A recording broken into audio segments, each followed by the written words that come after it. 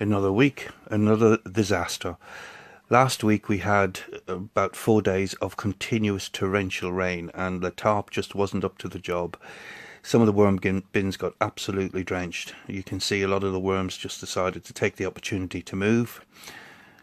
You'll notice also I've left cardboard around the bins. If you have outside bins, always do this. Always leave leaves or cardboard around the outside, because if worms do escape, that's where you'll find them. Anyhow, welcome to week 47 of the Small Worm Bin Weekly Update.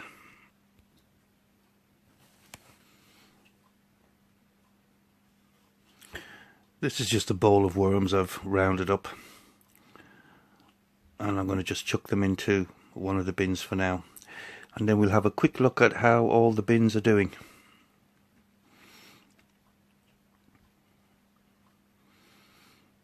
You can see how wet the contents are.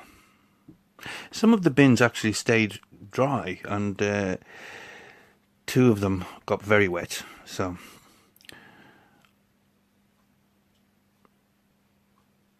I'm still using flour as food source, but you'll notice something interesting coming up now.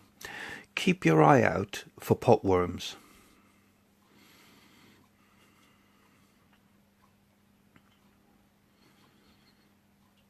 So this is one of the Granddaughter bins.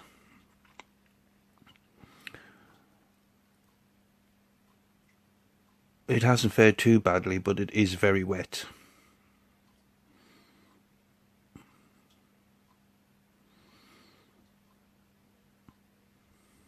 It's actually much wetter than I would want it to be. Now, this bin is reclaimable in the sense that what I would normally do now is simply add dry brown cardboard to this, torn up roughly or shredded if you like, and that would actually correct the moisture.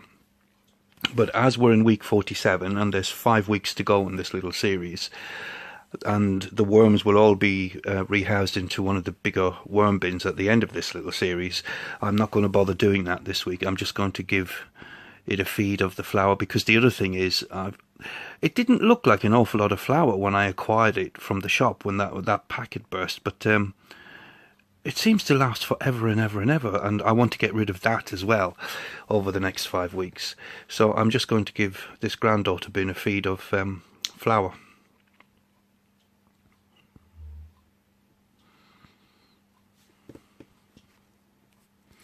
The bin is actually wet enough that I don't need to add any moisture to it. I'm just going to fluff the flour. That's quite difficult to say, fluff the flour into the contents of the bin. The flour needs to be moistened down. If you add it into a fairly dry bin, just add some moisture to the flour to wet it down. It just makes it easier for the worms, and it's not as uncomfortable on the worms. They wouldn't want to be pushing their way through that. It's very dry. Now, here we have one of the daughter bins. And you'll see here, this is some of the apple peel that I threw in 2 weeks ago after the Great Famine. And you can see it's only now starting to become accessible, really, to the worms. So that's just been sitting in the bin for 2 weeks. And the worms are patiently waiting for the bacteria to break it down, so the worms can then have the bacteria. Little potato starting to put up a chit, little potato peel. I should have taken that out and seen if it'll grow a potato.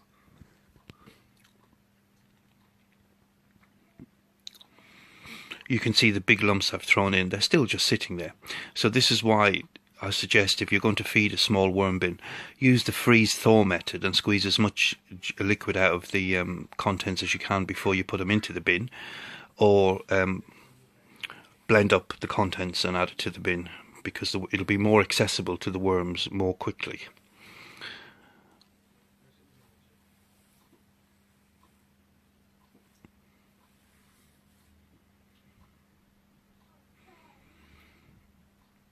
And again, I'm just going to mention pot worms. Just keep your eye out for the number of pot worms you can spot.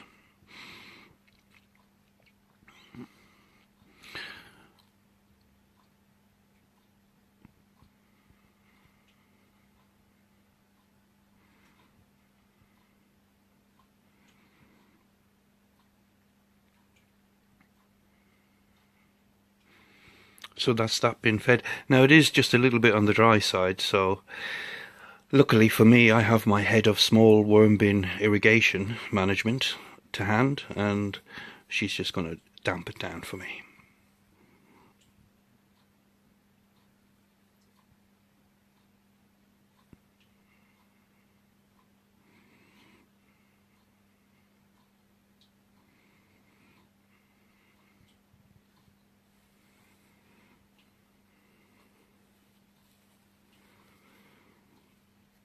So that's the daughter bin fed.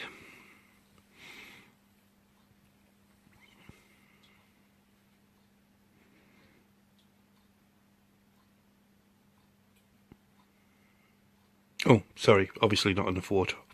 This is why I'm not head of irrigation or water management. There you go. We're happy with that. This is the mother bin. There's the pieces of melon I threw in 2 weeks ago. There's only the skin left. And if you remember, the mother bin was very, very dry, but I didn't add any moisture to it to wet it down, because the moisture content from the melons will do that for me. And if you have a look at the bedding now, it's absolutely fantastic. Beautiful, beautiful vermicompost.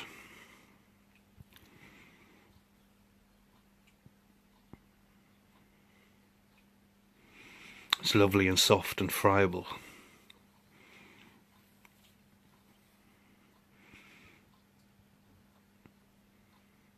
Now the other thing I commented on a few weeks ago is I would have expected to see a lot of very small worms coming on now, because worms are brilliant at managing their own populations, and seeing as the mother bin was one of the bins that suffered the most from worms just bailing out because there was no food and making their way into the Dalek bin, that gave room for the cocoons and the very small worms to come on, which is what I'm seeing now in that bin. I'm seeing an awful lot of very small baby worms. So that large exodus has now allowed these cocoons to start hatching. And as you can see, there's a lot of immature worms there, which have all come on in the last couple of weeks. And again, the pot worms. Are you noticing a trend this week? Pot worms. Have you got any thoughts on why there would now be an increase in the pot worms in the bins? There you go. They don't bother the worms at all. They just compete for the same food source, but the worms and the pot worms will very happily live side by side, and they're great composters.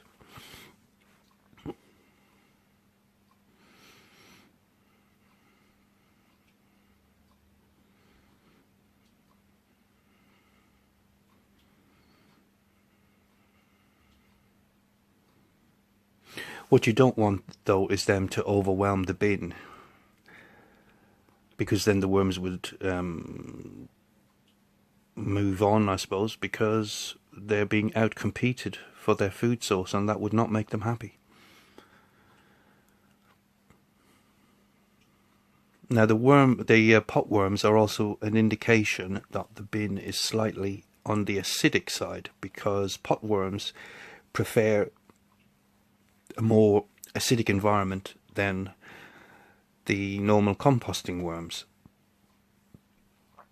So there's something going on now in the bins over the last few weeks that has changed the acidity of the bedding, and that has encouraged the pot worms to come on. Any ideas?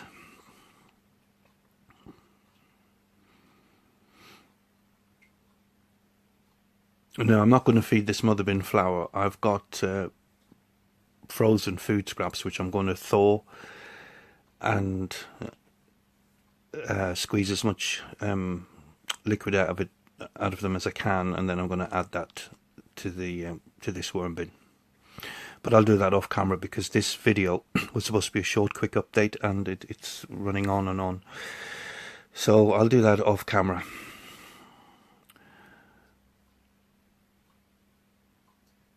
This is the second granddaughter bin. The two Granddaughter bins have fared the best, really.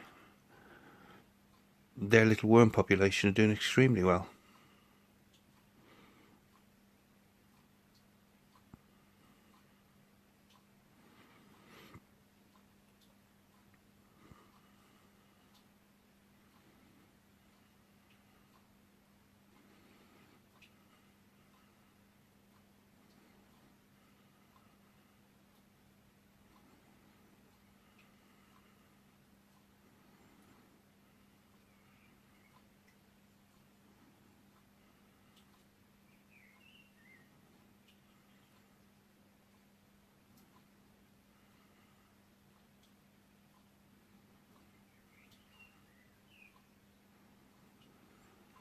Again with the potworms.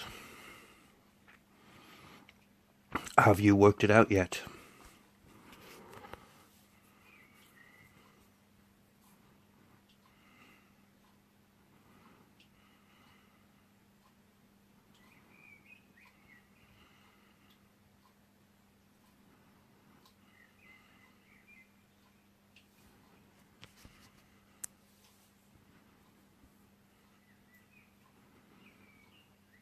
Once again, just using up the flour. Are you with me? Last few weeks have been, the bins have been fed quite heavily with flour. Last few weeks have seen a noticeable increase in the potworm population. Yep. Flour is on the acidic side, and depending on the type of flour it is and the age of the flour, because as flour ages it becomes more acidic. The pH can be anything from 5.2 to 6. So adding flour to the small worm bin is actually going to change the pH of the bedding, and it's something to be aware of.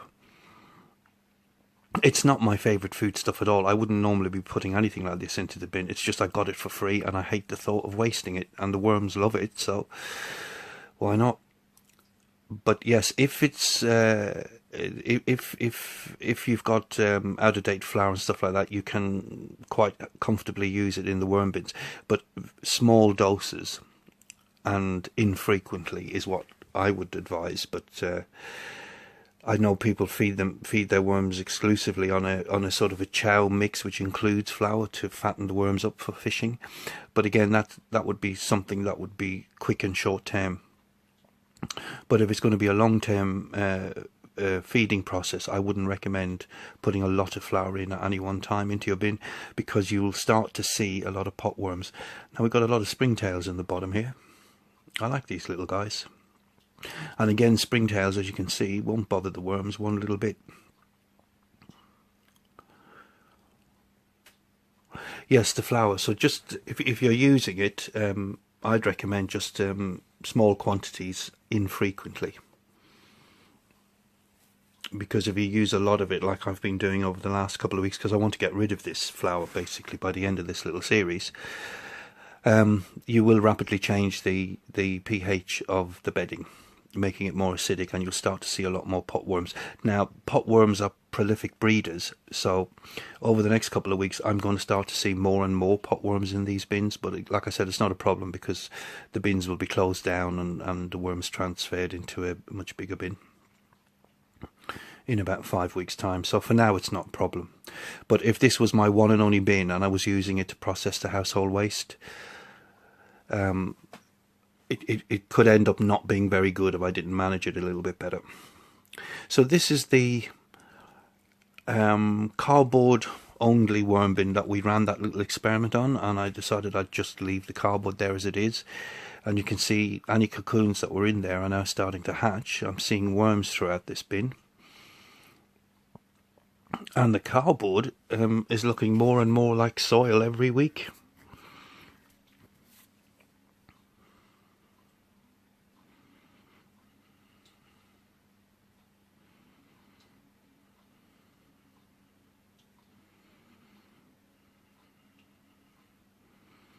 So I'm just going to leave this running, and it'll be interesting to see if I do get a tub of soil out of nothing but cardboard.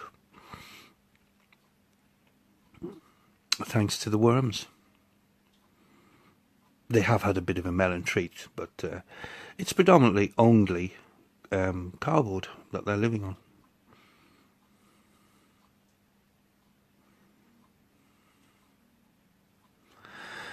Now, this is the second daughter bin, and this bin took the brunt of the water leaking into the bins. This bin is just mud.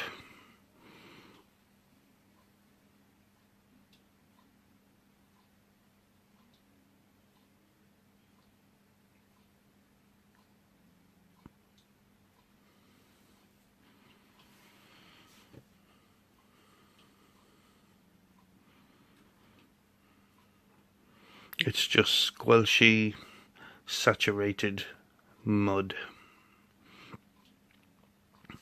Now again, if we weren't coming to the end of this little series, I really should just clear out this bin now. But I'm going to feed it, I'm going to put some flour in, which will absorb a little bit of the moisture. And I'm just going to leave it running for another 5 weeks to the end of the series to see how the worms fare. So we'll actually be looking at a worm bin that's far too wet, but we're not going to do anything to correct it and just see what happens.